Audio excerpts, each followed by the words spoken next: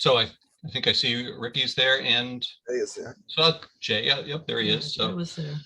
welcome, Ricky and Jay, and Martin is here, and all three of you guys are gonna talk to us about CPA. And Martin's already turned on the recording, so Gotta go. take it away. Yeah, Jay, I am ready to share the slideshow. Did you want to narrate or do you want me to narrate it? Martin, you are much better qualified to narrate it than I. I don't know, but I'll try. You can, Well, take a shot. you can chime in. Let me see if this says it. We can see it now. Everybody can see it full screen. Yep. Yep. Got it. Yeah, this is we're small group of people. You've got 3 out of the 4, I think, just about with us today that put together a effort to get this back on the ballot. It was on the ballot in 2006 and it didn't pass. So we're trying again. How do I go forward? Wait a second. Okay. Must be a way to. This is why I've got you doing it. Yeah, thanks. There you go. Well, I can go forward. I just don't know how to go back. Okay. So the CPA is basically, it's a state proposition. The legislature passed it in 2000. And the idea was to provide funding for things that don't normally get funding in the normal budget process, things that get left out: historic preservation, open space and recreation, and affordable housing. Things that basically define the quality of life in a community. It's called community preservation because we're preserving a lot of the qualities that make communities like Natick a great place to live. So far, most of the majority of the towns have adopted it in cities, 187 cities and towns, and you see the amount that it's raised in those towns to do these good things. It doesn't raise the tax rate. It does do something similar, though. It puts a surcharge on property tax bills.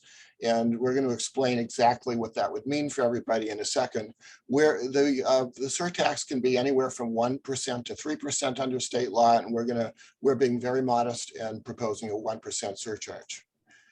We're also having a number of exemptions to help people out, because even with a small surcharge, we know that some low-income people might get harmed a bit. So the first $100,000 of assessed value of your home will not have a surtax on it. There's also a total exemption for low-income and low-income seniors. And anybody who gets a regular property tax exemption already will not have to apply for this separately.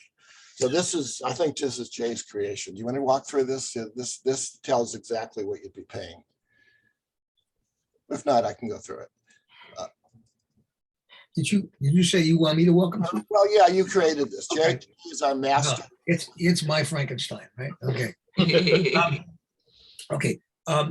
In order to get a feel for what kind of impact this will have in real dollars, we took the average residential property in Natick. And I'm not sure whether it was really the average or the mean. I forgot. Average, I think, at the end. Okay, so let's say average property is worth 600, is assessed. What it's worth is always a question, but it's assessed at $600,000. We currently have a tax rate of $13.34 per thousand. So the owner of that average home will be paying a little over $8,000 a year in property tax. Now, if CPA were to pass, there would be a surcharge on the tax bill, and that would be calculated as follows. The house is assessed at $600,000. There's an automatic $100,000 exemption. So for CPA purposes, the taxable amount of the property is $500,000 and change. How do we do this? Oh, okay. So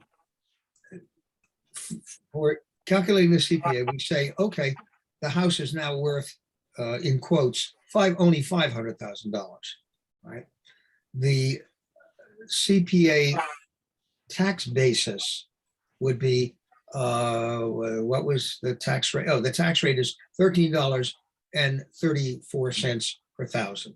So the tax bill that would be paid, and this is really, I'm sorry, this is confusing. I know it's confusing me. would be $6,751. We take 1% of that amount, and that is the CPA surcharge. It's $67.51. Remember, that's an additional $67.51 on a tax bill of $8,000 and $8,085. Okay. Now that I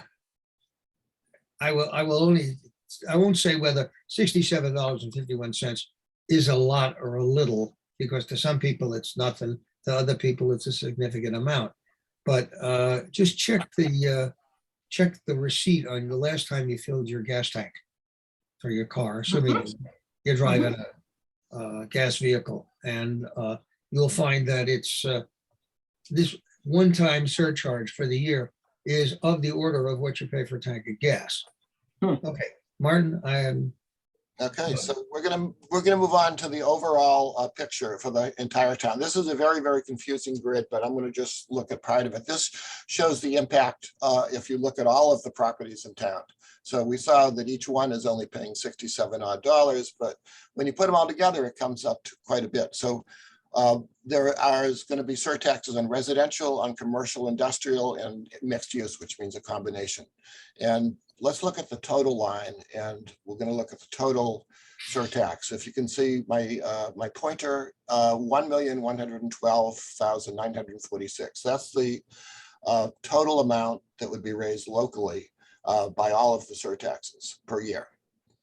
Then we get a match. We put the match down as almost $295,000. The state will match the funds that are raised locally. That's one of the big attractions of the CPA. The state gets that money from real estate transfer fees, and it matches by a percentage. The percentage keeps changing every year. It started off very high, it went down, and then it's been going up recently. The most recent match is 43%, so almost close to half of what's raised locally. We put down for this calculation 26%, which is a more conservative figure because we don't know what it's going to be next year. 26% is the average from the last 5 years, so we thought that was pretty safe.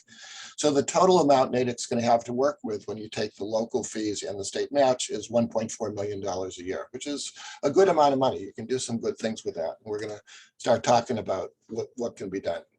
So what's different about this from a typical tax increase? One is, we just mentioned, the state matching fund is very nice to get. The community decides how the funds are going to be spent. There's a special process with a community preservation committee that makes the decision of how to allocate it among particular projects that are viewed as important by the community. It can be used as a matching fund against other grants that the town might apply for.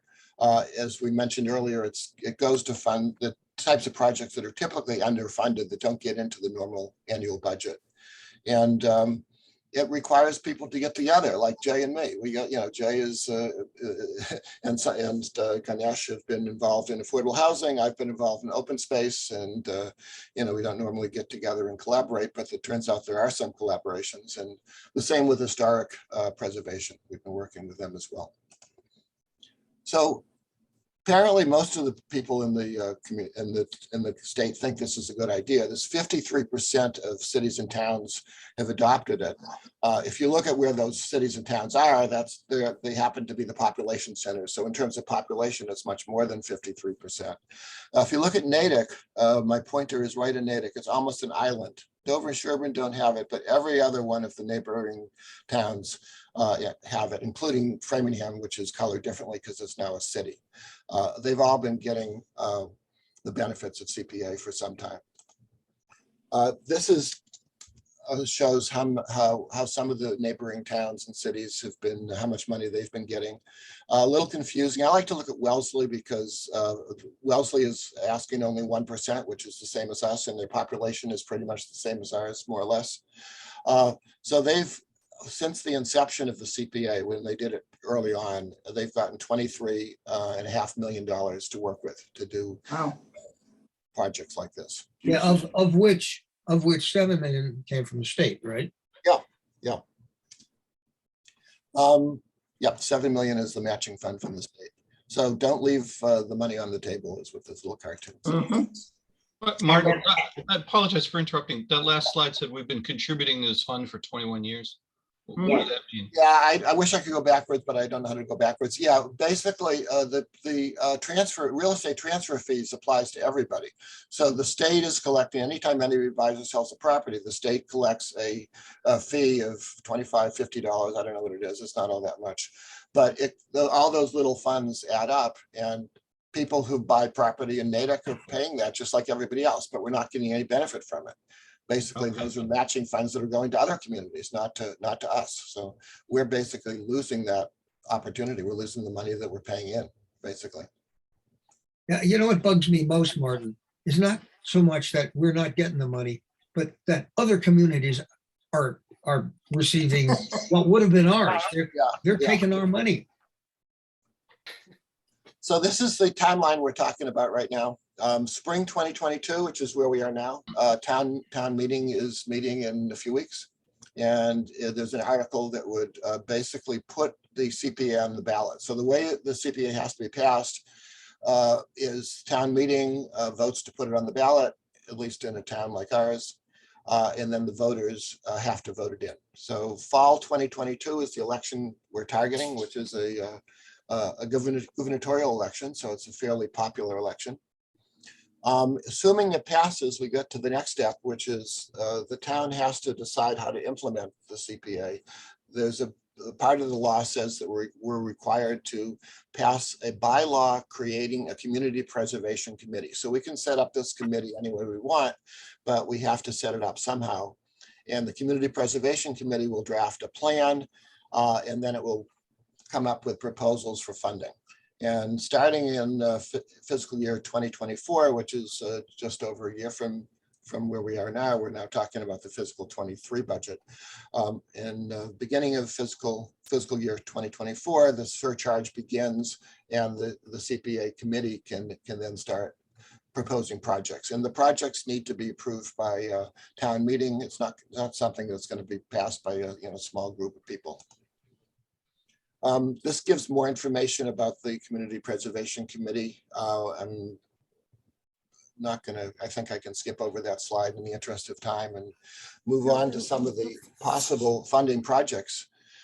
So we have slides for each of the three major categories. Open space is here, and then we're going to talk about historic and affordable housing. So the types of things you can do for funding open space is you can acquire open space, buy property, obviously. I'm not going to get into all the details. You can preserve it. In other words, make it better, get rid of invasive species and drainage issues, and rehabilitation. And that could even include taking properties that aren't open space and making them into open space, which, believe it or not, you can do. Like 22 Pleasant Street was one thing we were talking about. It's an old factory now. We were going to take down the factory and have a park. It didn't go through. We didn't have the money, but we can do that type of thing as well. Potential particular projects that we've been talking about, the Open Space Advisory Committee has talked about all of this type of project. Completing a trail, there's some major trails that kind of stop because we need to get 8 easements for them. Money would help us buy those easements or convince the landowner to provide it to us. Forests expansion, there are some privately owned forests, believe it or not, and they would make great additions to our public forests. Charles River has a few private unprotected parcels along it. It would be great to protect it. Most of the river is protected, at least on the south side, but there are some gaps. West Natick, we've looked at particularly. We're looking at that more and more. It's an environmental justice area, and it's also a very dense area. And it's also an area that has very little either passive or active recreational spaces. And we're looking at some possibilities for that. Pickerel Pond, there are trails in the southern part of Pickerel Pond and in the northern part, and a boardwalk is now being proposed, which it's actually, we may actually get to this before the CPA, because it's on town meeting as well to allocate $300,000 from various sources for that boardwalk. So that may happen anyway. It may not. But if that happens anyway, we can go on to the next project, which is a boardwalk in Pine Hill. So Jay had brought Pine Hill to my attention about 20 years ago, if not longer.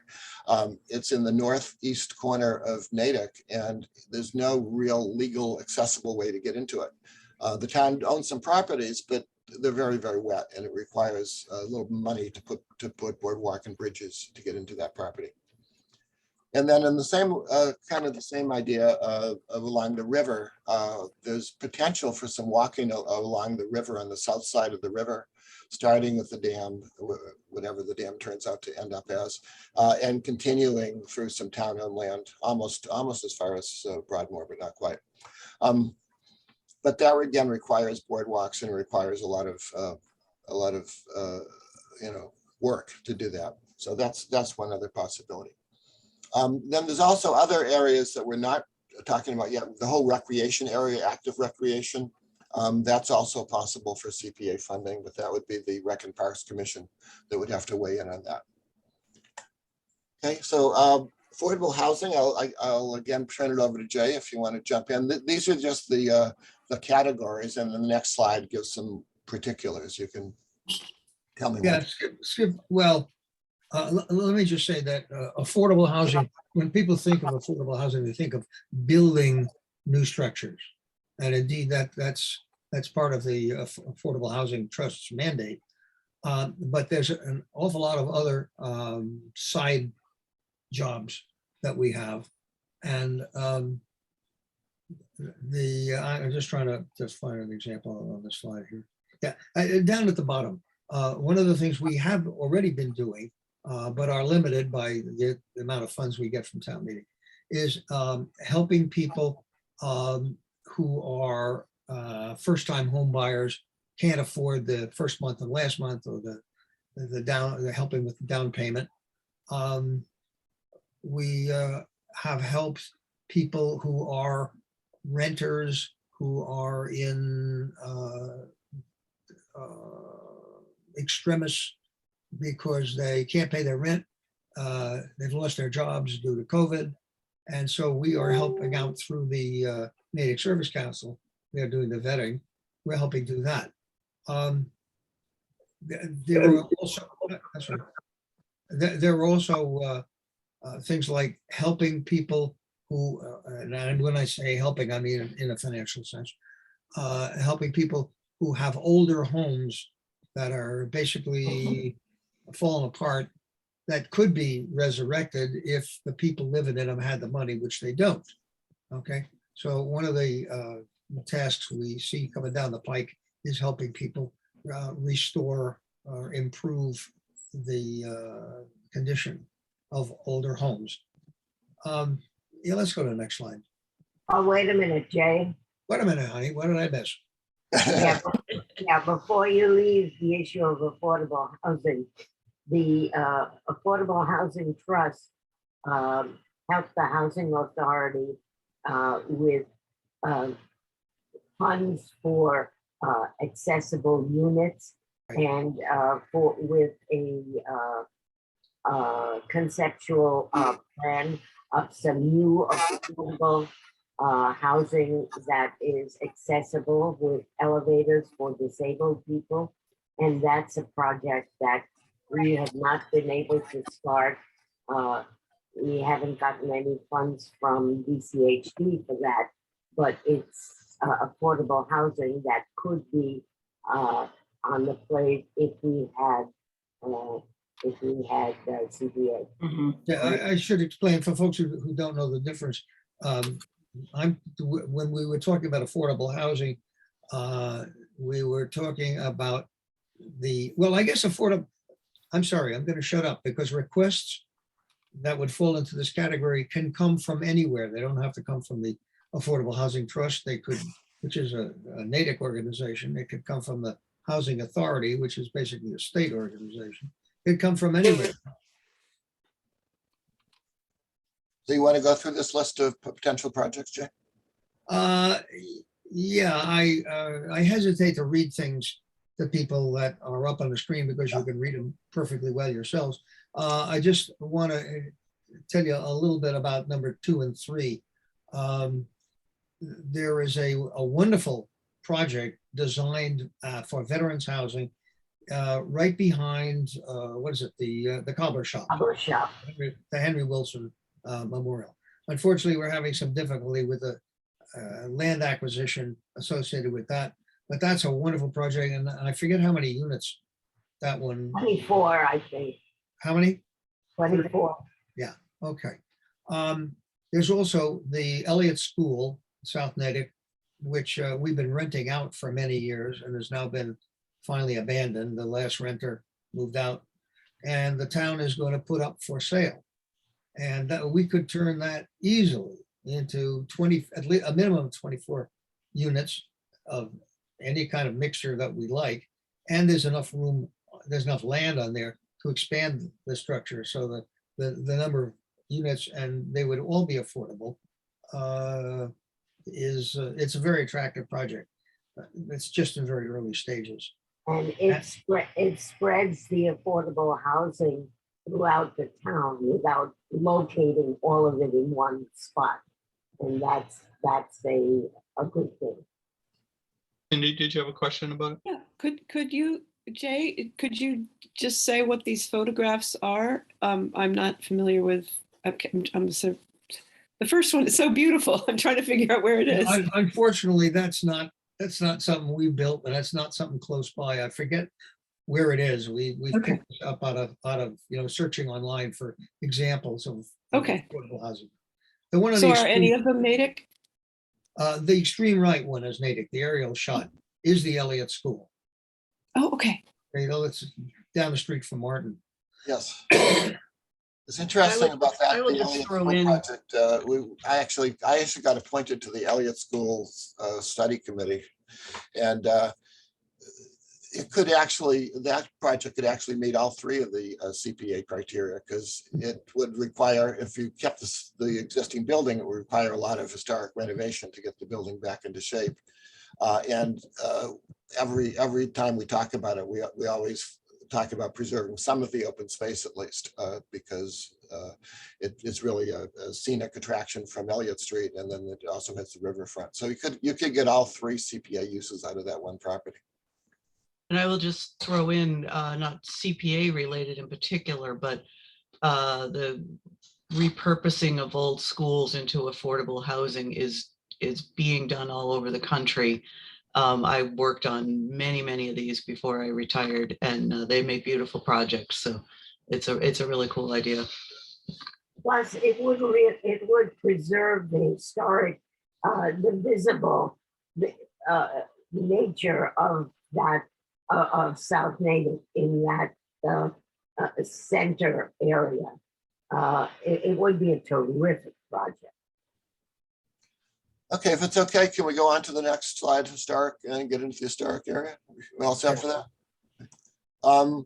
So these are the types of things in the historic category. We don't have anybody from the historic committee with us right now, but they are on our coalition. So acquisition or restoration of historic properties. And here are some examples that have been submitted. The Samhain House, there's been a lot of talk about that. Probably the oldest house in Natick, and how to preserve that. Renovation and adaptive reuse of historic buildings. Again, the Elliott School could be one of those. The Johnson School is pictured here. That's another school that's being abandoned. Restoration of town monuments, memorials, and what is that word? Mirrors? I don't know that word. Okay, just noticed. Typo. Mars, yeah. Everybody knows what a Mara is. Well, I know what monuments and memorials are. And then improved planning for historic preservation, and inventories and that sort of thing. Markers, probably. Markers. Oh, you're right. Okay, make a note of that one. Okay. Yeah, the CPA administration is a little dry, but this is talking about how much it costs to administer. The town administrator was concerned about the administration costs. So we went over this in great detail. This is really for the benefit of the finance committee. And there is an allowance in the legislation that 5% of the money can be used for administration, basically town employees that have to do things related to collecting the money or distributing the money. And in most places, that 5% is plenty to take care of all the extra costs the town might have to. Achievements. I'm not going to read all these achievements, but in 21 years, there's been quite a bit of projects going on in the statewide. A lot of open space has been preserved, a lot of historic preservation, and a lot of affordable units. So give you in a few seconds, you can read over that. I'm not going to read it. We've got some endorsements. The Affordable Housing Trust, of course, the Open Space Advisory Committee, and the Historic Commission are the three sponsors of the warrant article. Conservation Commission has endorsed it. Friends of Natick Trails, Trails and Forest Stewardship Committee, Upper Charles Land Trust, and the Economic Development Committee, and there's more on the way. Hopefully we'll Now have. you have to add the Natick Housing Authority, which formally voted at its last meeting to endorse the article. Thank you. Yeah, we got to get that on. And the Finance Committee, which is a big one. Finance Committee has a lot of clout over town meeting. They endorsed it readily. Select Board was a tie. They didn't quite endorse it, but actually, when we had our Select Board candidates on A Coffee with a Purpose, all three of the candidates endorsed it. So the Select Board will have a majority support now with the new Select Board. Martin, where's Rec and Parks? What's going on? Excellent question. We're talking to them tonight. Do you want to talk about that, Jay or Ricky? We unfortunately didn't have a chance to make a presentation to them. They kind of talked about it on their own at the very beginning of the process, and they didn't have, in our opinion, a very good understanding of some of the issues. So they basically declined to do anything. And tonight, actually, we have a formal presentation at Rec and Parks, and hopefully we can get them on board, because it does benefit the Rec and Parks of the community. There's no question about it. Well, initially, when the CPA was established, it did not include Rec and Parks, and so they don't have as long a history of involvement and with the issue as the other three components do. But I'm not sure when the state revised or added Rec and Parks, but I think the money, there are conditions on the spending of money. If you buy land with CPA money, then you can add things to it or refurbish it. Martin, help me out there, what the conditions are on Rec. I'm going to stop the sharing because that's basically the last slide. Actually, this is a big change in the CPA, and they may be thinking of the old rules. So the original CPA rules is you couldn't spend money on parks unless the land was bought with CPA funding. And obviously, none of the parks in our town were bought with CPA funding, so we could never renovate them with the CPA. But in 2012, there was a major amendment that totally changed that. So based on that amendment, you can now you can renovate and improve any parks in town, even if they weren't bought with CPA funds. So it's really wide open. So that was about the time that people started saying that instead of 3 sectors in the as part of the CPA, there are really 4 sectors, because recreation since then has been kind of set aside as a 4th beneficiary. If there's one project that the town has engaged in the years before our latest attempt at getting CPA in town, the outstanding example is the Grail Trail. And I think Martin and Jay have done, with the help of Kathy Coughlin, I think, have done some research on what we could have had we had the CPA in place during the 10 or 12 years that it's taken us to finish the rail trail. Would one of you care to flesh out that for the group? Well, yeah, the rail trail is a little complicated because money was used for the rail trail from many different sources. Most of the construction was a state grant. A lot of the planning and preliminary work was mitigation money. But what I looked at is the major funds that the town spent were for the acquisition of the property itself, which was $6.1, I believe, $million. And that money was supposed to be partially a state grant, and the town was supposed to pay $2.5 million from the conservation fund. So we had allocated $2.5 million from the conservation fund for that, and we thought we were going to get the rest with state grant. Then the state grant didn't come through, and there was a lot of chaos at town meeting and finance committee, and we had to scrounge around and figure out where we're going to get the other $3.5 million. And basically, we got it from borrowing. We had to borrow extra money, which of course puts us in a worse situation as far as being able to borrow for other things. And it means we have to get to a debt exclusion override a little sooner that way. But we did borrow the money, and that extra money could have been come from CPA. We would have had to debate whether we wanted to do that, whether we had the money in CPA, but that extra funding would have been a possible use of CPA money. And the other money for the rail trail was taken care of with mitigation. We didn't have to worry about it. I have a two-part question, and then we'll go to Bill and Pat. I see both have their hands up, but I'm going to claim moderator privilege here. And given that this has probably been a great idea from day one, but it didn't pass the last time it was brought to town. Well, I guess two things. Can anybody recap quickly why it didn't pass the last time and what the strategy is to address those concerns so that it does pass this time?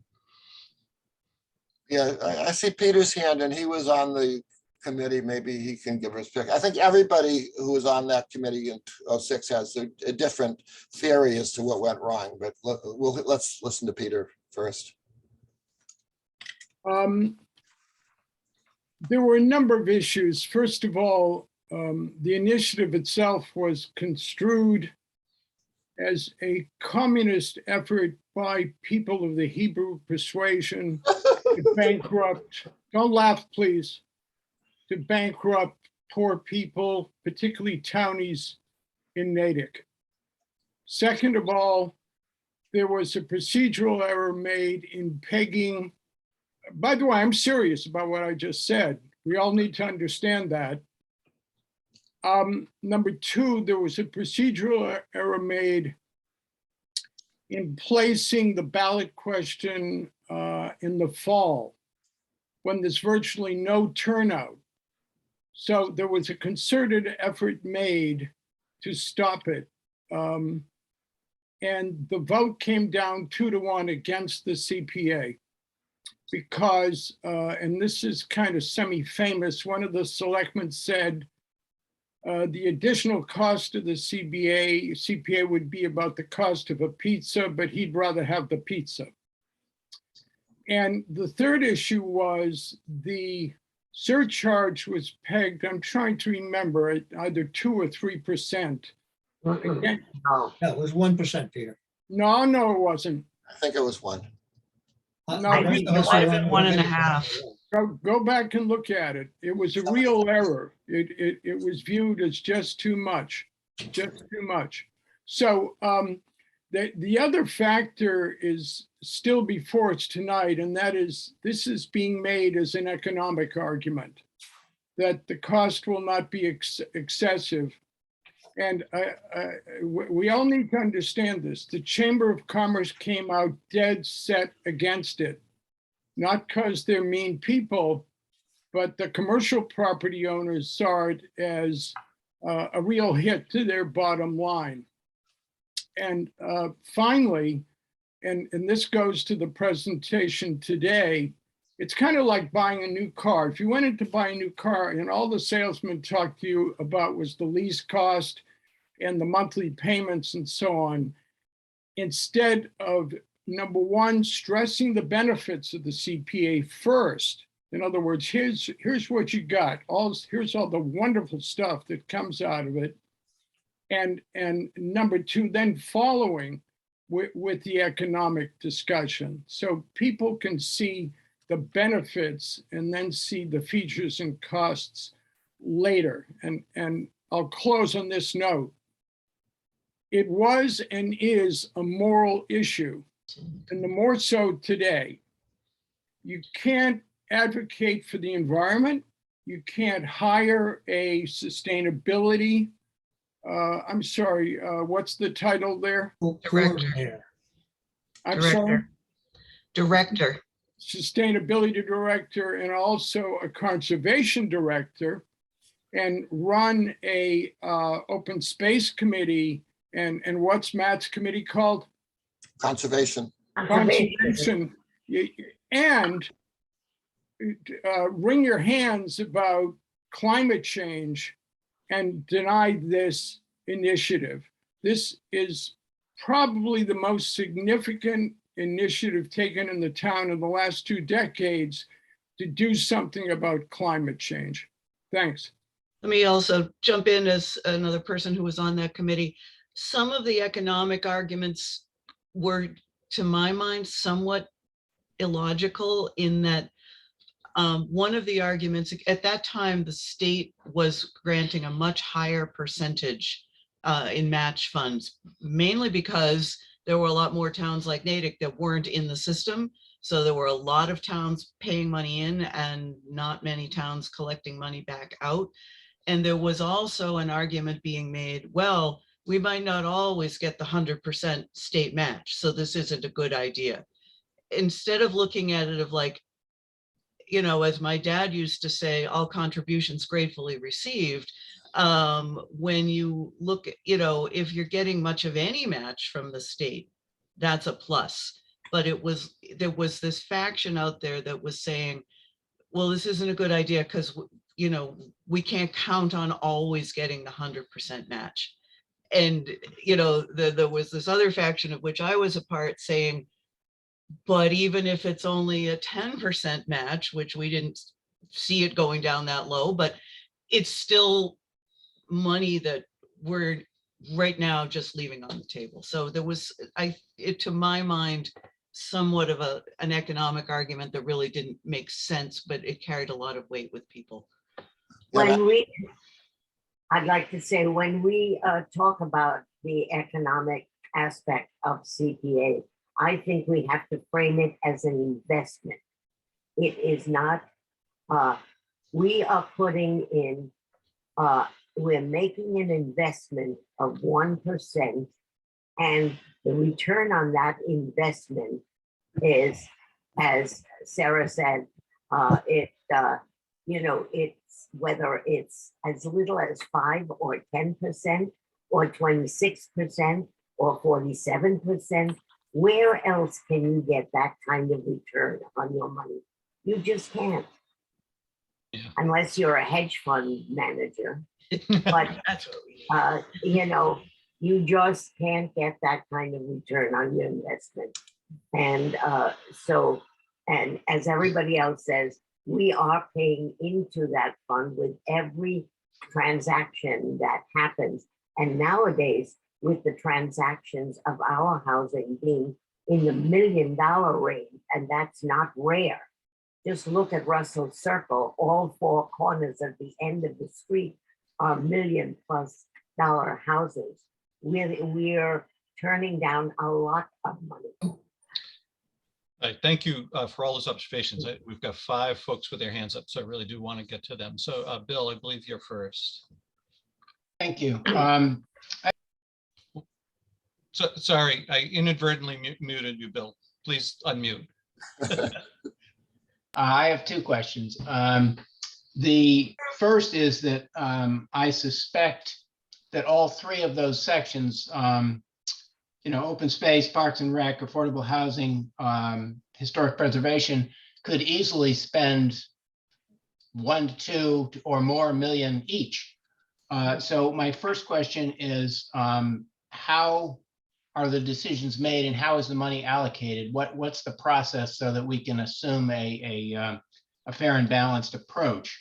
And second, kind of related to that, on the financial side anyway, is if we get this money, is the town liable to reduce the allocations to open space and historic preservation by the same amount?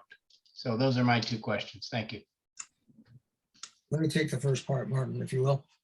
The law says that 10% of whatever funds are raised by the town in a given year must be, a minimum of 10%, must be allocated to each of those 4 or 3, I'm never sure, activities. Open space, affordable housing, historic preservation. And I'm not sure whether, still not sure whether recreation is folded into open space or not. I think it's a separate category. But the law says each one of those must be allocated a minimum of 10%. Now, what a group, historic preservation, for example, might come up with as ideas of things they want to do, which they present to the CPC, the committee that vets all of this, and that goes to town meeting, that could be up to, that could be up to 80% of the money that's received in a given year. And the other, the remainder is by law allocated to the other groups. So to the question of would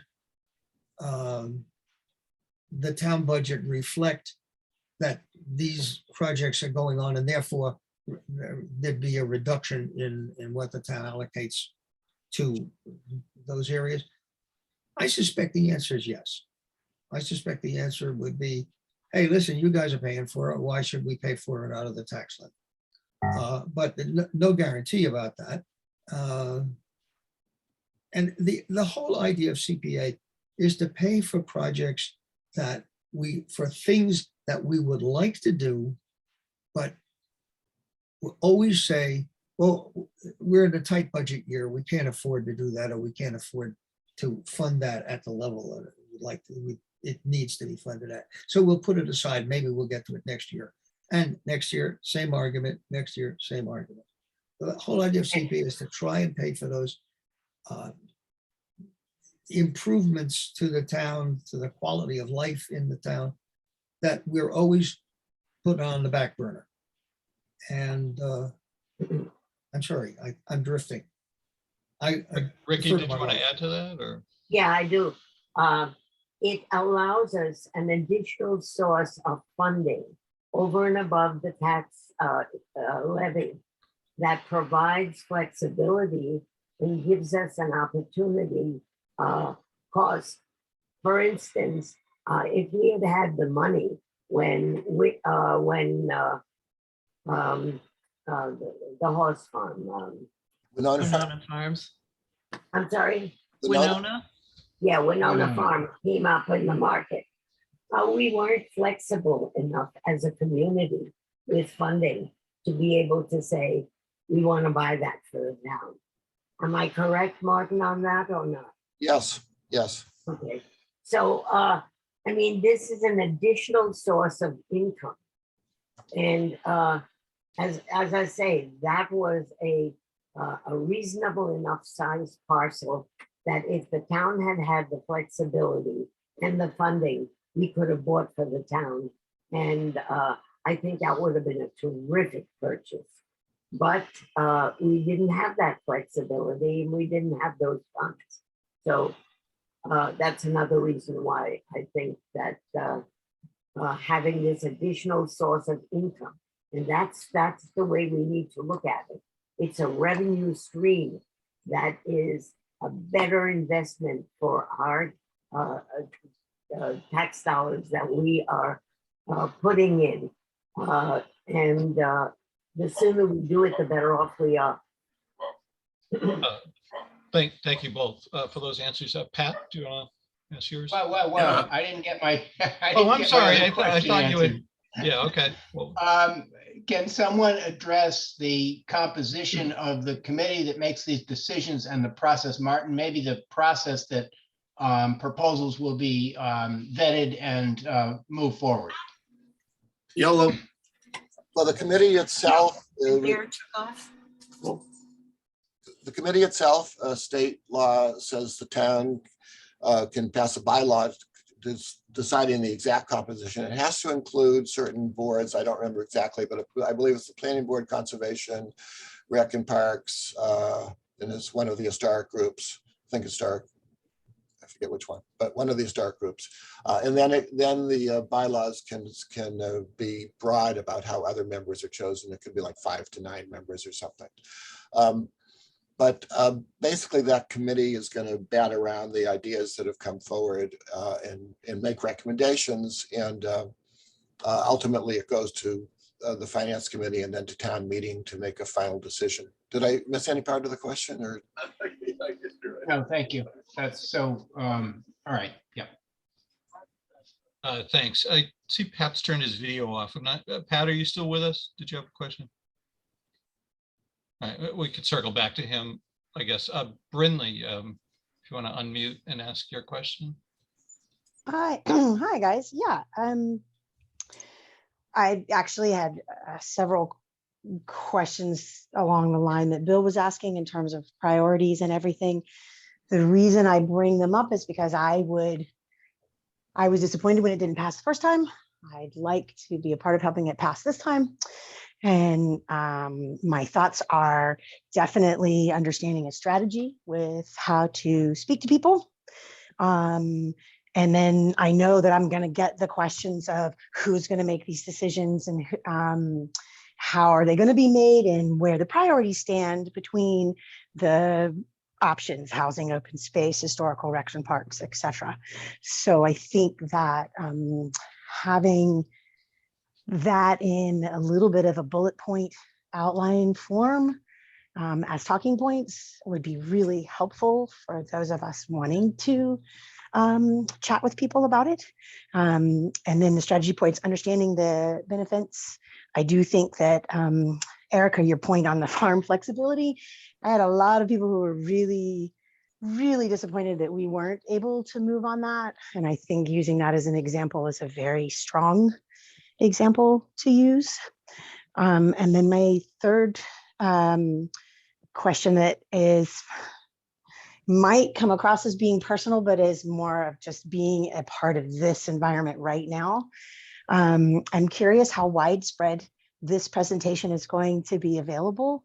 And if it's very widespread, in my personal opinion, we should take the picture of Johnson off, because right now that is not, especially under housing, right now that is not going to be a plus in the Johnson district and community as a selling point for CPA.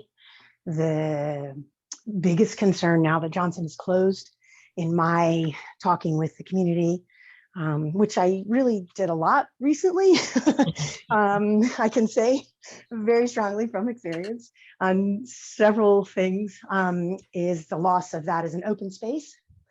The playground was just recently revamped with, and it's kind of the only playground within a large walking area. And we've worked so hard as a community to talk about walking and being out. And I think that the use of that right now under housing is a really bad idea.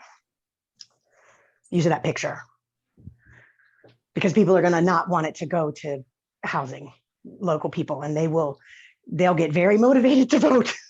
And we'd rather keep them not on the other side of that.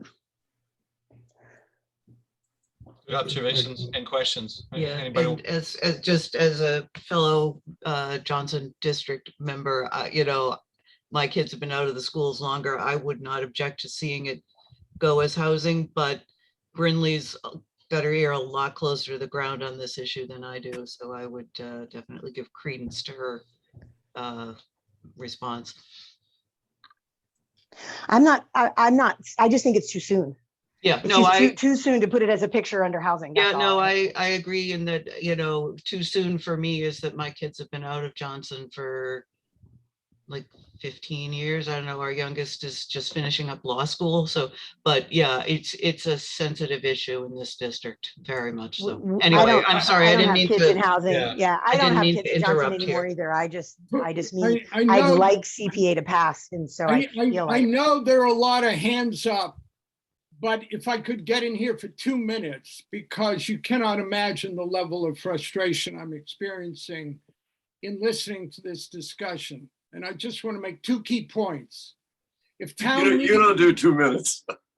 It's impossible, Pat, you're right. If town meeting doesn't get behind this and every yay vote in town meeting doesn't reach out to 10, 20, 30, 40 people, I think your chances of passage are severely constrained. Think about that for a minute. The last time around, town meeting kind of went, oh yeah, you want your little CPA. Okay, put it on the ballot. See you later. And that was it. Nobody gave a tinker's damn. Nobody cared a whit. So here we are in 2022. And one other point. This is a very complex, nuanced process in implementing it if it does pass. So there's only 186 other communities that have been working with it for 15 or 20 years.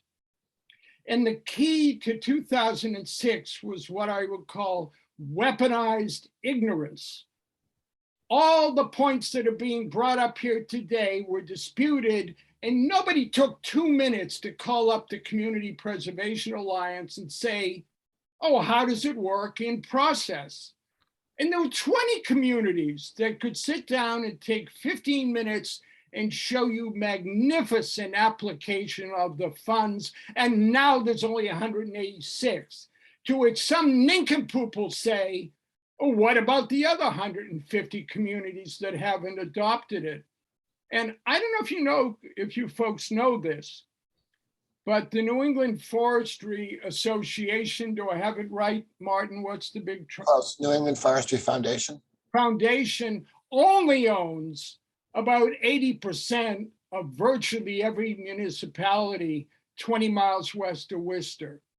And many of those municipalities have no more than 2,000 or 3,000 residents.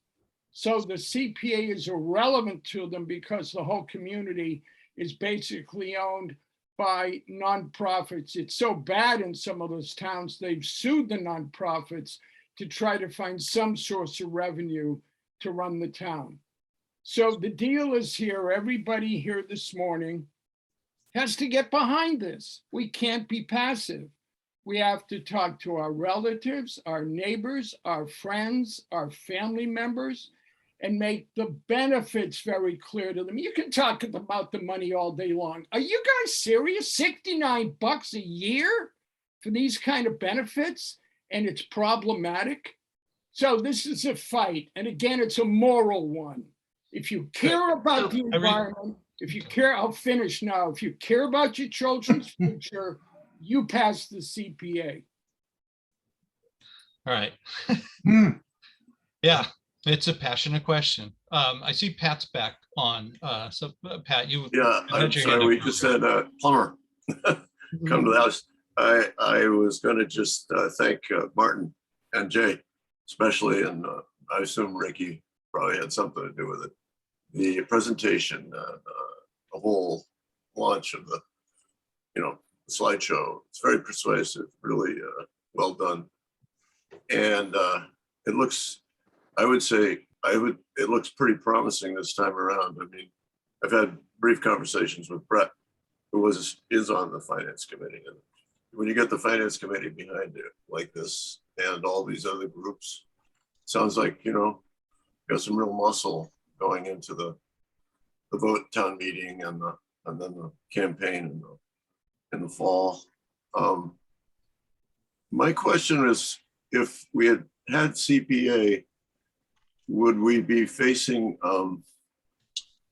would it help obviate stuff like the upcoming or looming override that we have to do?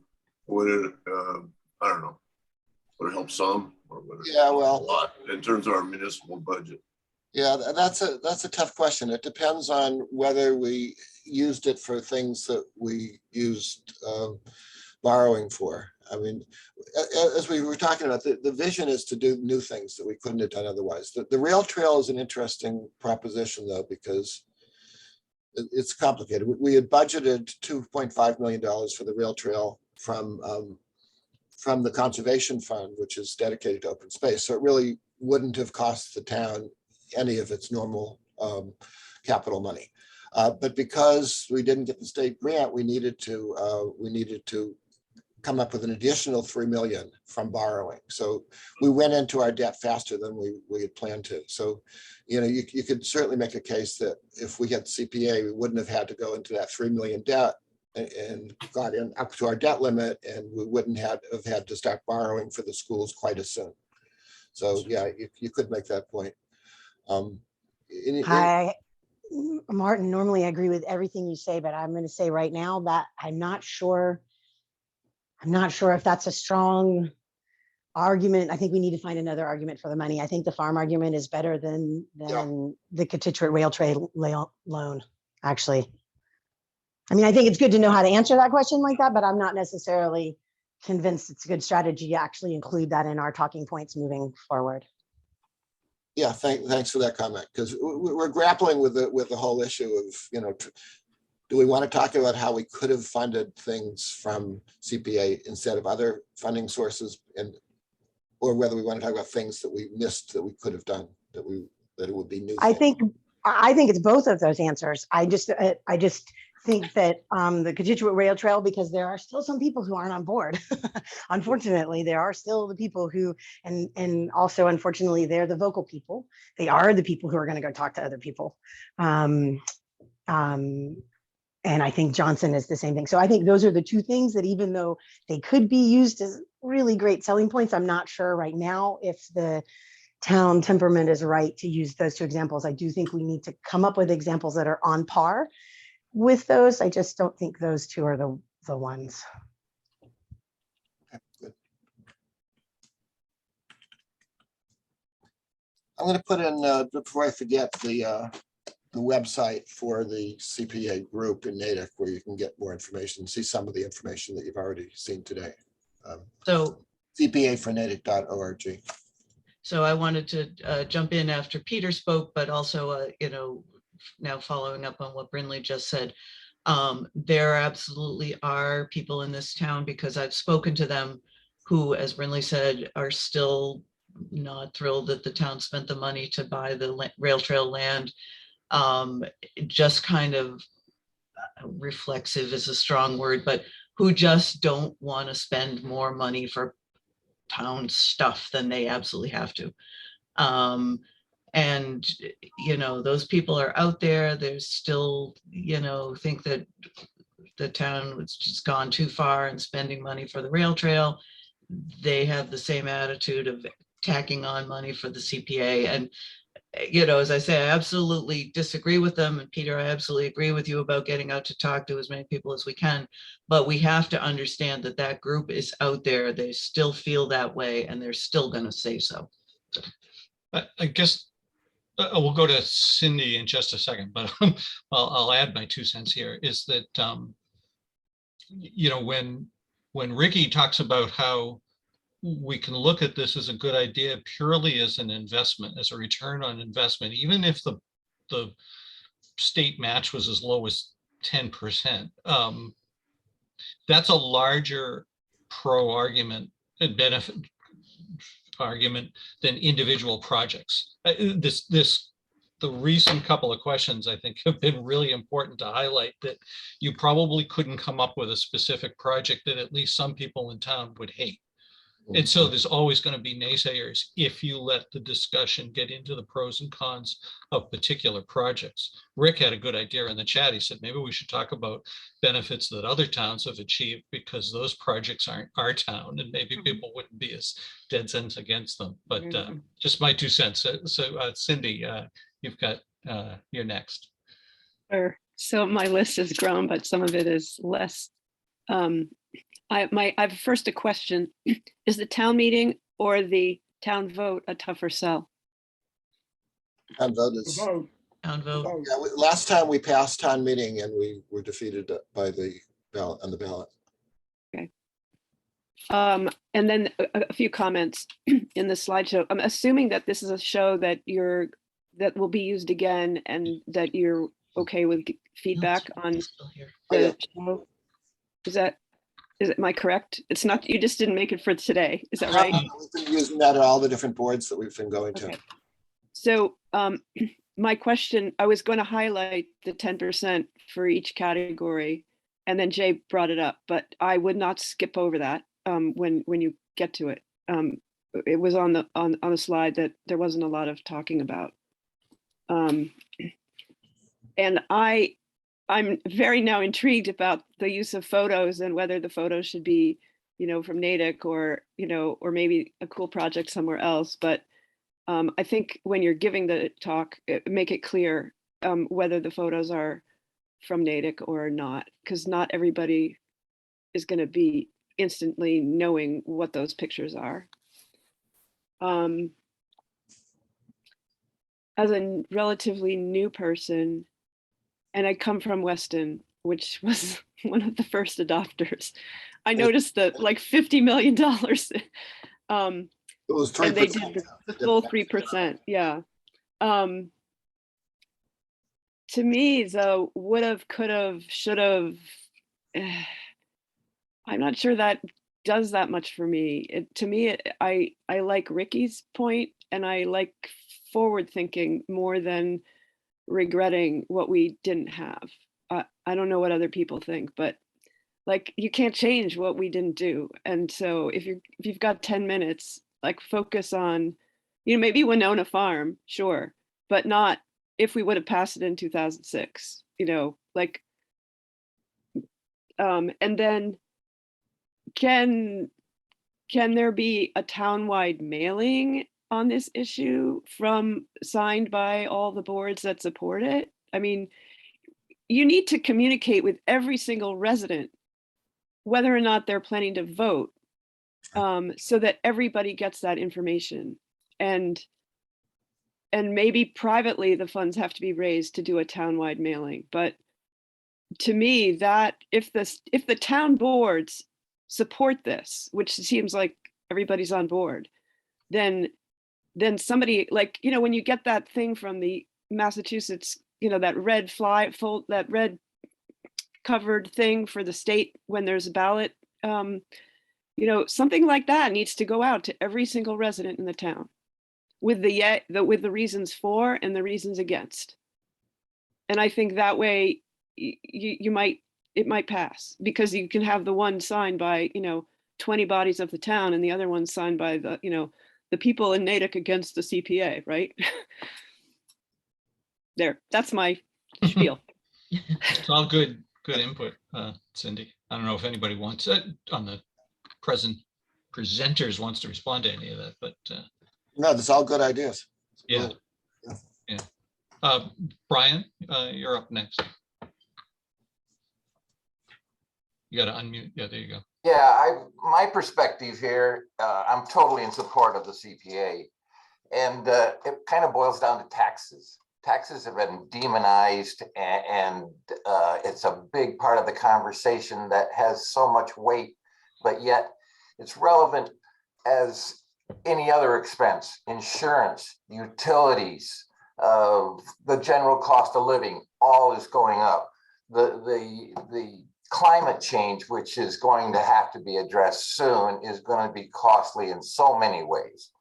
And here's my tax bill, my quarterly. It's $1,934, and it has a elderly and disabled taxation fund that you can donate into. And I wonder how many people do that on their tax bill. And good for you. And what I did, the last thing, I rounded it up to a even number with zeros. Like, it was probably, I gave them $30 or something to that effect, thinking that, you know, that's probably pretty helpful. And if you get a large percentage of our taxpayers to do that, throw that in there, what a generator it would be.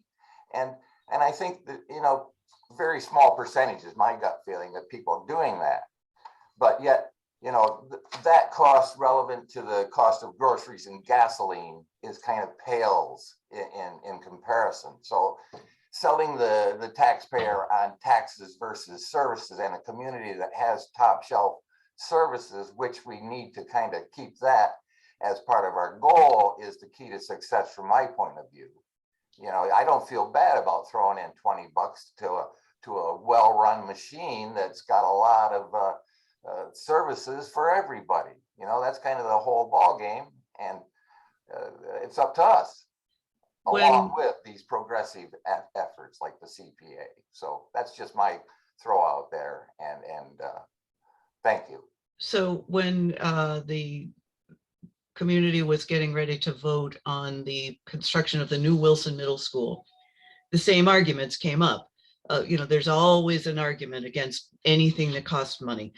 And it was, you know, well, yeah, we understand that the old Wilson is falling down, but it was good enough for me and my kids. And I don't want to have my taxes go up to spend, you know, to build a new Wilson Middle School.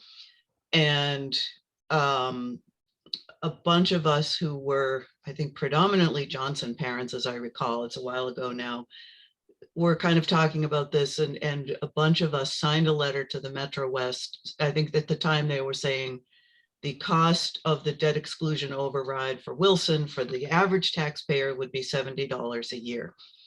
And a bunch of us got together and said, we understand that $70 a year is a lot of money to some people. And we all pledged to kick in at least $70 a year, because we can afford the $70. We will kick in that much money to the, you know, for the life of the Wilson debt exclusion, to kick into that fund to help offset the cost. And I don't know, I don't remember who signed that letter. There were 20 of us maybe.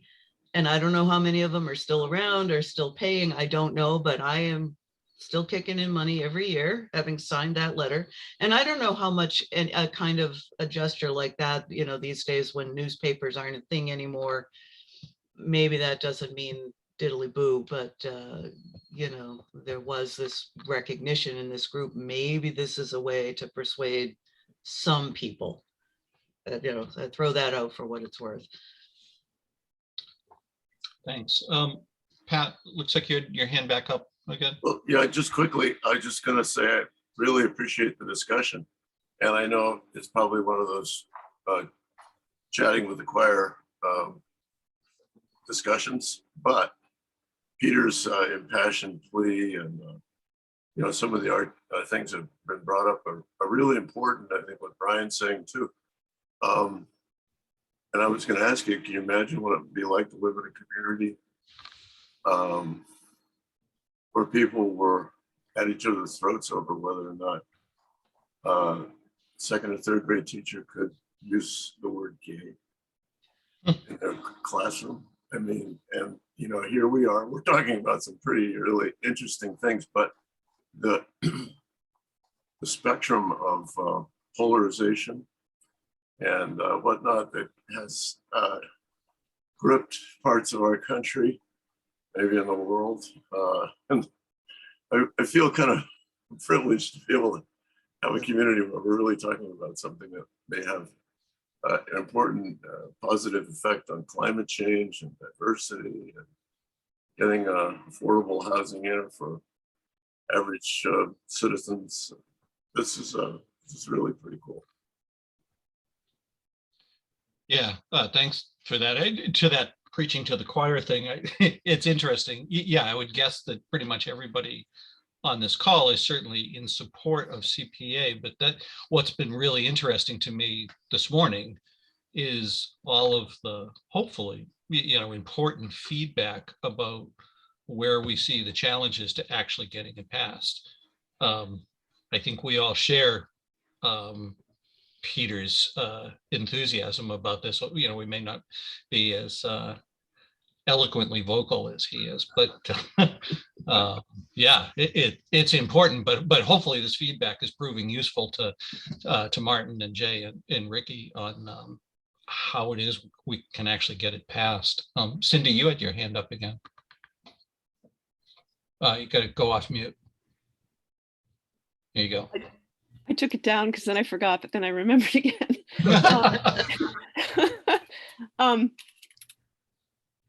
Somebody asked about the composition of the committee, and I guess it's to be determined, but it would seem to me that if the people who are bringing this to town meeting already had in mind what they envision would be, and that's obviously negotiable, but I think it would be good to include a proposal for the composition of the committee.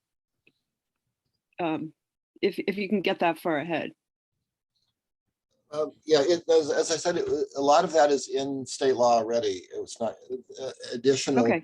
Additional members are up to the town. And Okay. yeah, but we'll try to. But I don't know if there was a slide on that particular thing, but you might consider a slide. I don't think we have the details, but maybe that's a good idea. So I see Peter's got his hand up. I will just remind folks it's 10:15 now, so we may want to try to start to bring this particular discussion to a close, particularly since I'm hoping some of us can hang on to talk about upcoming speakers, because we are getting close to the end of the folks that we've got queued up. We've got a lot of great ideas for who might speak. So, and everybody is welcome to stay on, but maybe Peter, why don't you have your 2 cents, or maybe a nickel, and and then we can start to close out the CPA discussion. I promise not to take more than an hour. I'm just Oh going. yeah, we can believe that. Pat, will you stop? I'm just going to roll through 3 what I would call thematics with regard to each, or 4 with regard to each key area of the CPA. I think everybody here knows my devotion to the preservation of the Thomas Sarn House. And if you really do believe that Black lives matter, and boy, I really do, because I'm seeing Black leaders emerging all over America who are going to save my wretched liberal butt. The Thomas Sarn House is the surest example of the power of the abolition movement and its contribution to American life. Not the least of which is because John James Audubon was very clearly of Black descent and from a Black family. And boy, did he get whited up. The house itself was abandoned in 1837 by Moses Sarn, who was thrown out of this town because he was an abolitionist. Think about that for a minute. It, by the way, was built by Thomas, and whose grandsons marched to the Middlesex Alarm from the house. Another issue, if you've got a daughter who benefits from Title IX and is athletically inclined, some of that CPA money will go to pay for Parks and Rec and help that daughter of yours or that granddaughter get to college on a full or partial scholarship. It never could have happened before Title IX. It would be assisted by the CPA. The history of low-income housing in this town, the efforts of the Ball family and numerous other supporters of low-income housing is not very pretty. I'm not going to recollect it here, but some of you may recall I had an article before town meeting last fall calling for the development of Route 9 housing with a specific low-income component to it.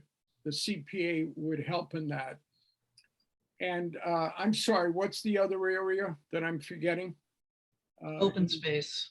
Open space. The history of urbanization begins about 10,000 years ago with Mesopotamia. It is absolutely unstoppable. Imagine what Natick would be without Lake Cochituate State Park, without the town forest, without Broadmoor, et cetera, et cetera, et cetera. And now take a look at a place like Brookline or Roslindale or Hyde Park, or for that matter, the shoreline in Brighton opposite Cambridge, which as recently was the early 1900s, was all farmland. Urbanization is unstoppable, except through initiatives like the CPA, which can permanently entail open space, which is vital to species preservation, good quality air, on and on and on and on. The arguments are all there. But, and this goes back to Cindy, we have to make the arguments ourselves. We cannot be passive players. Oh, well, it didn't happen this time, maybe the next time. Folks, it's gotta happen this time. Just the way the victory in the Ukraine has to happen this time, just the way the defeat of the Republicans in the swing states has to happen in November, or we're screwed. Thank you, Peter. Would Jay or Ricky or Martin, or presenters on this, like to make any closing comments about CPA? I would just like to apologize for having ducked out in the middle of the meeting. I had misread a time for an appointment in Canton. So I have missed a goodly chunk of the discussion, and I would appreciate, Doug, if I could get a copy of the recording. Yeah, a follow-up email that goes out, which I'm pretty sure you're on our list, Jay, always has a link to the YouTube channel. Okay. Probably later today, right, Martin? That recording will be up That'd be there. wonderful, because I came back in and I heard several what I thought were extremely valuable comments. Oh, they all were. In the Yeah. critiques. They were, yeah, matter of fact, I might have to listen to it again to make sure we got them all. Yeah, there's some good ones. I like to hear them for the first time and write them down. Anyway, I want to thank everybody for their criticisms. Some of them we have heard before, others were brand new. And it's especially the brand new ones that I think we will take under consideration. And I make a little plug that once this passes, well, as far as town meeting, you can certainly, we have half the town meeting, half the people here in town meeting, but you can reach out to anybody else, you know, in town meeting. But, you know, as I said, the biggest battle is going to be for the voters, and we'll be trying to expand our little group before that, so that we can get, you know, more people power and more outreach, and we'll let you know when there's a way to sign on and actually help with that effort, because I know some people here may want to do that. So but thank you for your support here. Martin, did you give anybody a link to the report? I gave a link to the website. I believe the report is, you can get it from the website. Oh, okay. All right. Yeah, so there's the website has, you know, a lot of the material that we've talked here. I'm not sure if it has the slideshow itself, but there's also a very detailed report, which I believe is on the website, which basically answers a lot of the detailed questions that the Finance Committee had and the Select Board had. Can you get out the CPA Coalition website URL too, Martin? I can do that as well, sure. Yeah, Martin, if you would like, Bill and I can certainly, you know, confirm this with our group, but if, you know, we could potentially put it up on the Natick website as a link as well, to the CPA president, whatever you're calling your group. Yeah, that would be good. Ricky, I know you wanted to say something, but you're muted. You need to take yourself off mute. It takes her a bit. She's low vision. So, well, it's hard for her to find the, there she, on the use the space bar. While she's working on that, Brinley, did you have something real quick you wanted to add? Hi. I also wanted to say hi to Pat, because I know he made a comment Really? in the chat. Hi, Pat. I just want to apologize. I'm sorry for not putting my picture. I'll see if I can make myself put a picture up there. I do this while I'm doing other things, and so my phone is in my pocket, and I'm figuring you guys probably don't want to see my phone in my pocket. So that's why my video is usually off during this. And then just in terms of my takeaway actionable things from this, and I'm already communicating with Rick. Rick, I love your ideas. I'm looking forward to all of that. But I do think coming up with talking points, strategic talking points for those of us who want to get out in the community and be active with it is a really necessary thing. The presentation is fantastic, but it's I would be remiss to think that I should pull from it what I think is the most important. I think it would be better to have a strategic plan for best foot forward. I do think Cindy's points of staying focused on the positive is absolutely the way to go. I love the ideas from using examples from another town. And I'm grateful to your efforts for making this happen, guys. Thank you so much. Thank you. Thanks, Thank you. Brinley. And Ricky, you would want to say. Okay. As I have heard the discussion and as I speak to people, I will frame the CPA as what amounts to an investment. From our tax money, I'm saving 1% that I'm putting into an account, and that money will give me terrific dividends. And that's the way I feel we need to frame it, not as a tax, but that it is an investment that has proven a fabulous rate of return, much better in the past, but that, I mean, your dollar was worth more 20 years ago than it is now, but that's over and done with. Right now, this is something we can do to provide a steady stream of income to the town that provides us with additional opportunities and flexibility and opportunity to construct things in our community that have been neglected, but which are necessary for a good quality of life, most particularly the affordable housing. That's where the pinch is greatest. And I see this as an opportunity to address that issue. I think there are lots of other great things we can say about CPA, but framing the issue first as an investment opportunity with a great return, I think that's something we have to do. Thank you. Oh, before I give up the microphone, I want to thank everybody who was on my call on March 20th. That meant the world to me, and I truly, truly appreciate your donations and your willingness to listen to the call. The opportunity for donations is still there. Just because you may have missed that call or not, we will follow up. And I'd say the opportunity to participate is still there. And piggybacking on Peter's call, the need for addressing the issue of the perilous times that we live in. Just look at the news. It can happen here, and it did. So please pay attention, make sure that your friends pay attention, and let's win together. Democracy needs us.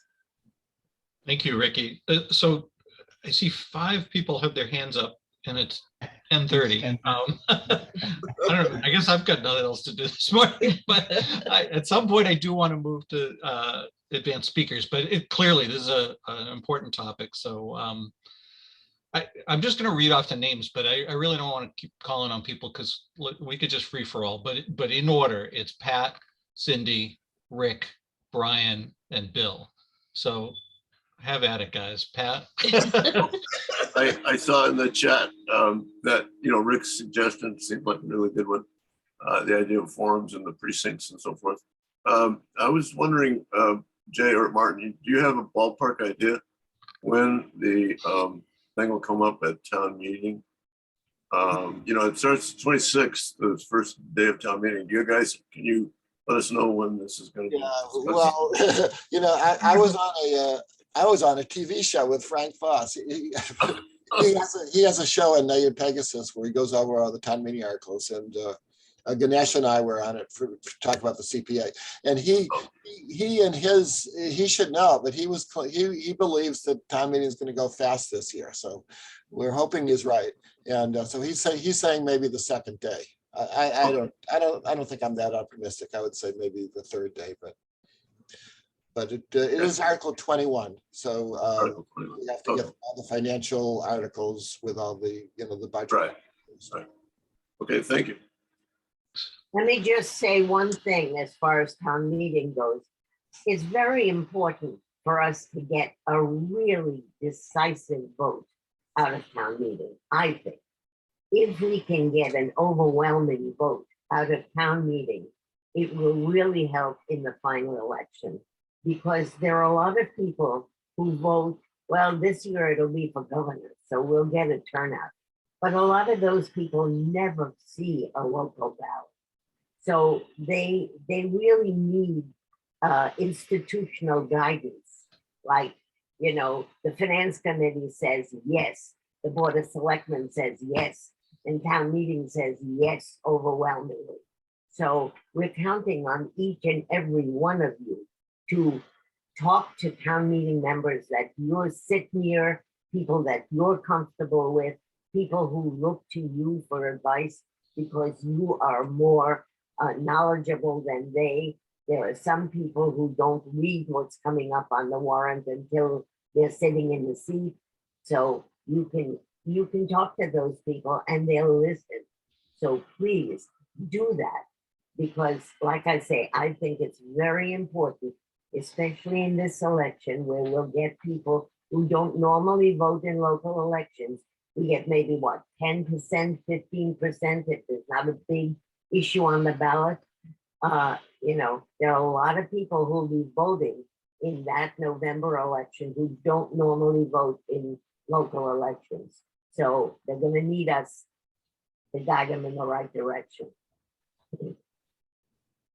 Cindy. Thank you.